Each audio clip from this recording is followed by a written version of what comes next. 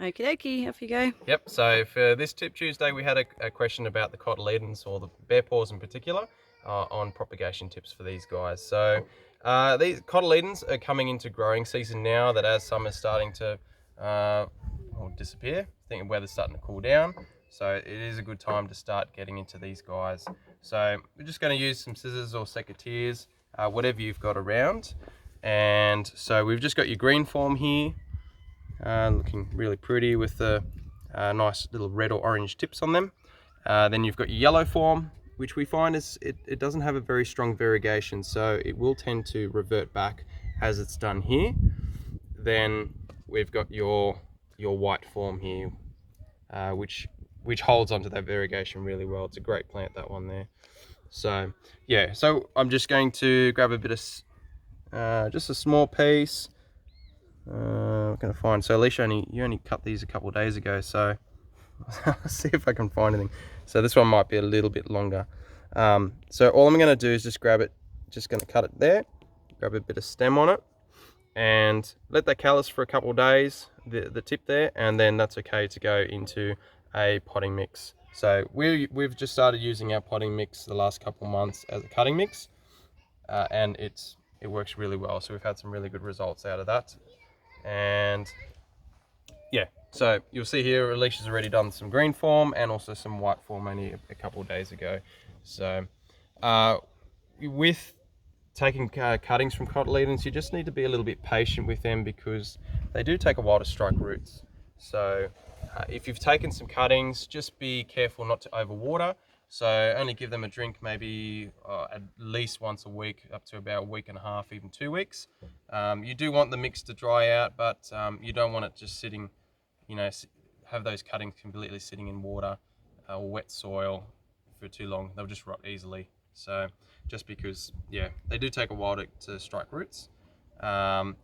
With bear's paws, we find that they like more of a morning sun up to around lunchtime, and then as that afternoon sun comes, especially in summer, we start to try to put them in a bit more of a protected spot, or just have them growing in a more protected spot, because they will be susceptible to some burn. So yeah, so as they're coming into growing season, you can start using like your liquid fertilizers. You can also use sea salt, that is fine. And just read the back of the content on how often to use that. And yeah, so we're just using like a slow release fertilizer, and I've also used a bit of phosphorus too. So phosphorus is great for root growth. So as soon as these guys start striking roots, they'll start to grab onto the nutrients from the fertilizer, and also take in some phosphorus too, and power on. So yeah, hopefully you found that helpful. Any questions, please shoot them through. And I'll do my best to get to them as soon as possible. One thing I did forget to mention was, so when you do take your cutting, you will notice that a good example is this one here. So this main little leader was snipped off, and you see you get 2 new shoots from the nodes just above these bottom leaves, well, just above these leaves here. So yeah, so it's great to, if you want to keep it nice and compact, just keep taking the tips out of them. Great all-round plant. It's a great sensory plant, perfect for, really good for kids.